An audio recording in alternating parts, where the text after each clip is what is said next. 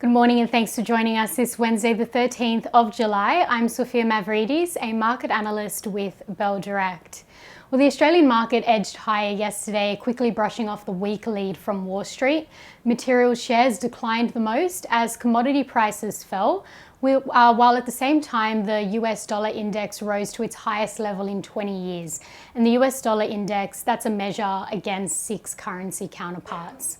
The fall in commodities also dragged the Australian dollar down to a 2-year low. Buy now, pay later company Zip, ZIP, has mutually agreed to cancel its proposed merger with Sezzle, another BNPL stock.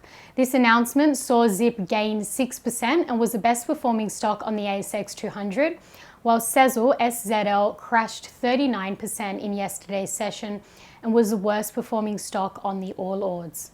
Zip will be paying Sezzle $11 million, so 16.4 million Australian, for compensation costs.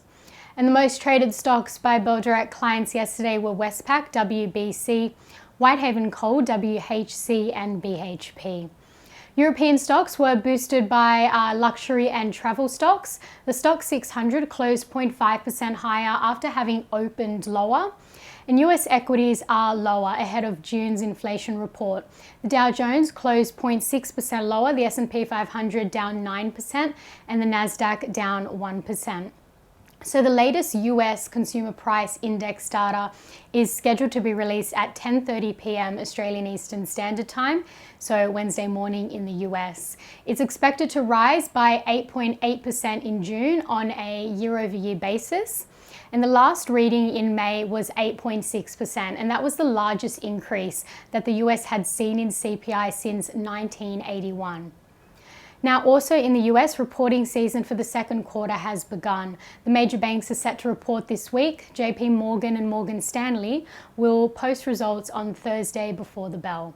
So investors will be monitoring corporate earnings as well as inflation figures in the US this week. And the yield on the US 10-year note fell 2 basis points in New York. Now, locally today, the Australian market is set to open flat this morning as uncertainty continues across global markets. While investors are waiting on US CPI out later tonight, the Reserve Bank of New Zealand is also expected to raise its key rate later today. And South32 is to sell royalties. Watch S32's share price today as the mining company has announced the sale of 4 non-core base metals royalties to a company called Anglo-Pacific Group. So these are royalties from third-party interest in copper and nickel projects. Now in commodities, oil has heavily dropped, trading over 8% lower, around $95 per barrel, and nearing 3-month lows. There is little confidence in oil markets currently amid a continuously poorer demand outlook. There have also been renewed COVID-19 restrictions in China, which of course is a top importer. And this news has also added to expectations of lower demand for energy as central banks look to accelerate monetary tightening. The gold price is hovering near its lowest level in 9 months, while iron ore has been dragged down to its lowest level since January. So watch the share prices of miners and energy producers today as they're likely to start the session lower.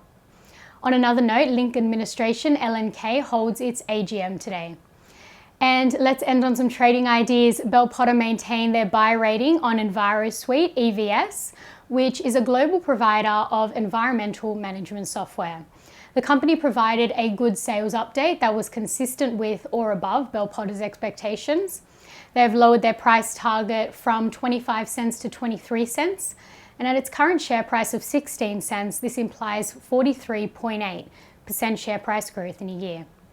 And Trading Central have identified a bearish signal in Harvey Norman, indicating that the stock price may fall from the close of $3.85 to the range of $3.36 to $3.46 over 17 days, according to the standard principles of technical analysis. And that's all we have time for this morning. I'm Sophia Mavridis with Bell Direct. Have a great day and happy trading.